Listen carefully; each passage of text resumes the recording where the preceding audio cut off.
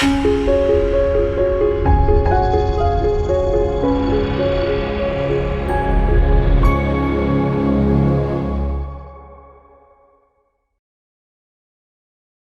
going on, everybody? Welcome back to another episode of BlackManSuburb. I am your host, Ghost, and today we're talking about what the heck has happened to the church. The church is going buck wild. But before we actually get into that, don't forget to like, comment, and subscribe to the channel. And thank you to all those, and I salute you for subscribing and liking the video so far. I hope I'm providing value. You guys say I am, because we started this journey about 3 months ago and we're already over 100 subscribers.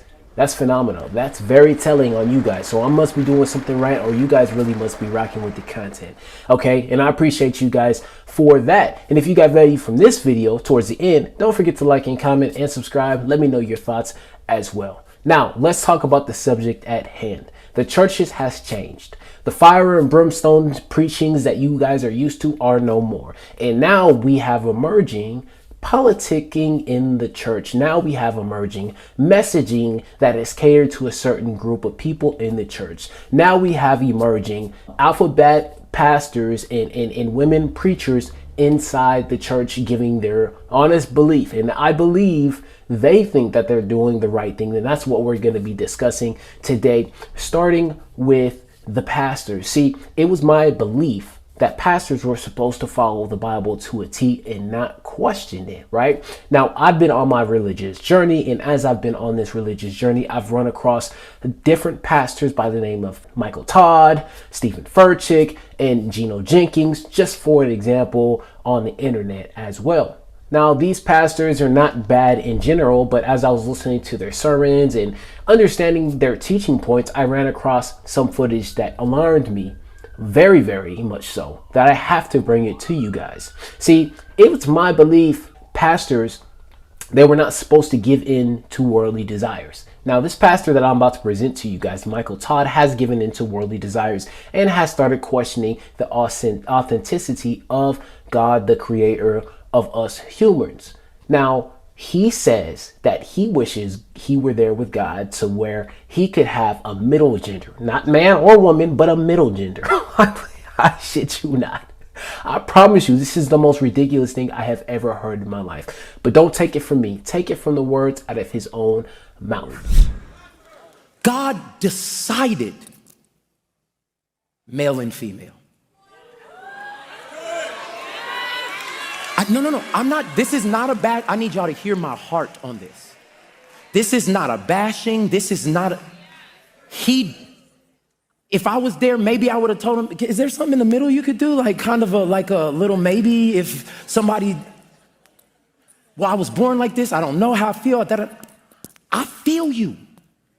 And I wish that there was an option of other in the kingdom. Honestly, I wish God would have made it so much simpler and it was like A, B, C, or D, like frick. No, I'm serious. As a pastor, like, so what do you think about gay men? I don't know. Now, this is very shocking to me because, listen, this isn't the only thing that he says that kind of rocked my world, and I wish I had the full video and full context and the full message, but I actually just got clips from it from a different channel, so I'm going to link that channel down below in the description box because I can't sit here and watch 6 to 8 hours of preaching, so I'll let you guys go ahead and be the judge of that. But pretty much I got the gist of what he was talking about, and what he was trying to convey to us is not what we think is in the Bible, right? And he also references the church name, which is Transformation Church. He references the church name as to invite everybody inside. Now, take a listen to this. And pray with you and you're welcome at Transformation Church. Trans is in the title. Transformation, you can be here. Oh God. I don't know about you, but to me, to me, this is absolutely wild. This is very new. This is something that I'm just not used to. Okay. Now, regarding that fact and putting that just away for a second there, he is not the only one to be doing something like this. Jamal Bryant, who was very, very active in the political climate just a couple of weeks ago or a couple of months ago, had Kamala Harris come up behind the pulpit. Now, if you guys don't know, a pulpit is a very sacred place to where only pastors are allowed to get behind if they are preaching a message.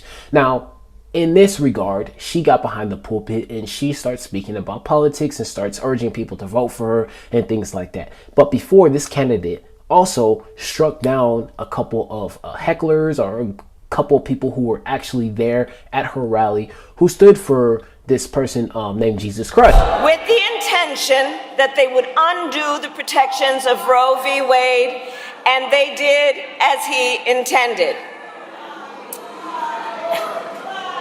Oh, you guys are at the wrong rally.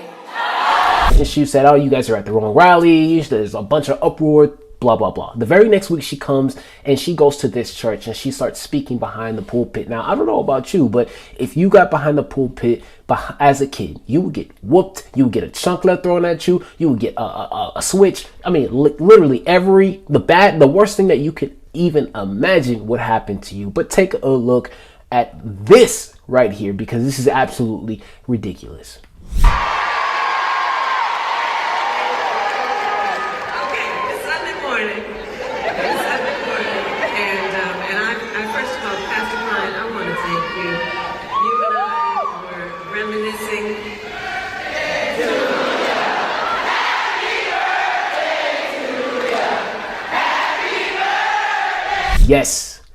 Yes, maybe this is not a big deal to you, but it's a big deal to me and everybody else who's seeing this, who already has kind of like a frame of mind of what they want the churches to be like. And they're seeing this and they're just like, oh, wow, this is very interesting. I don't know what's going on with these black pastors or the black church, but I'm very happy I'm not involved with them anymore. But this is not the only case of people doing blasphemous things in the name of God. Okay, now we have alphabet pastors, people who are coming out of the closet. You have popes that are getting caught with young men and young boys. I mean, the list can go on and on, but the most egregious one I see is women in the church preaching and running the church from a position of leadership. Now, if you guys know anything about the Bible, if you guys are religious at all, you know this is not supposed to be the case. Historically, biblically, it has always been a man for a very good reason. Now, I'm not sexist. I believe we all have our strengths and we all have our weaknesses. Women have had leadership positions in the church, but they have never been pastors. But today it is very different, which begs the question, what has the church turned into? It's literally turning into a circus show. That is from what I see.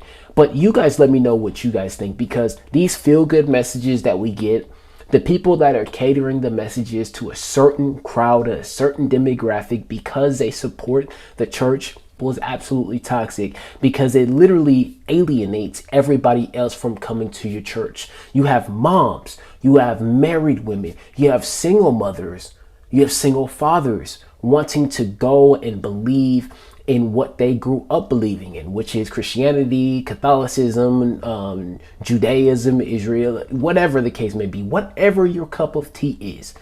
But sometimes these churches don't have your best intentions in mind. They put somebody up there who's a puppet, who talks to only one group of people and then alienates another people and then demonizes them for being who they are naturally and biologically. Okay, now as a man that's growing up and who values morals and beliefs and different things like that, I'm looking at this like, well, if I am not spotting a lie, then I don't know what is a lie anymore, because I just can't get with this, right? Right now in the church, they're teaching us to be comfortable in the position that we're in. Right now in the church, they think about coping with the position that we're in instead of improving the position that we're in. Now, as a man, that has never been my intention, and I don't necessarily believe that we should be comfortable or coping in a position of weakness. I believe that we should be building strength and building communities, strengthening communities, and be very, very active within those communities, whether it be political, whether it be protection, anything like that that goes with being a man. I believe we should be a part of. But I don't think the churches believe that we should be a part of that. Again, you guys let me know what you guys think, because a lot of the stuff that's been happening, that's been going down, and that has pulled on our heartstrings has been orchestrated by the church. Now, this nation has been established under God, under the church belief. But we start seeing us getting away from that. Now, we have somebody who wants to bring that back. We have a state bringing the Bible back into the classrooms.